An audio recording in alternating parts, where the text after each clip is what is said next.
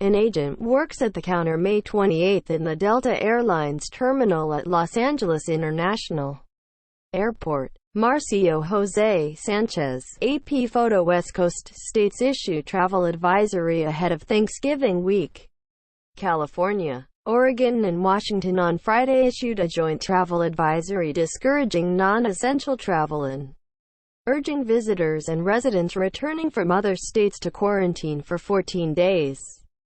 Essential travel under the advisory includes work and study, critical infrastructure support, economic services and supply chains, health, immediate medical care and safety and security, according to a Friday press release.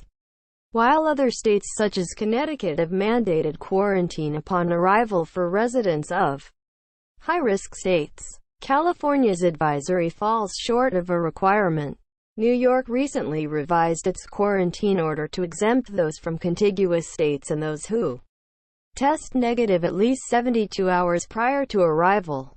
The California advisory applies to all out-of-state travel and visitors, including those from Oregon and Washington. Context: the advisory comes as COVID-19 cases are increasing across California and the country. California just hit 1 million cases, and its positivity rate has climbed to 4.2% in recent weeks, a level not seen since early September. According to State Health and Human Services Secretary Mark Ghaly, the Bay Area began considering a 14-day quarantine last week. Ghaly said in his November 4 briefing, in the days since, 9 counties have regressed to more restrictive reopening tiers, including 2, Sacramento and San Diego, that entered the most restrictive purple tier.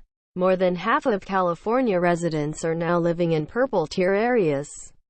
Los Angeles County, which remains in the purple tier, recommended Thursday that residents not travel out of state for the holidays and quarantine for 14 days upon their return if they do.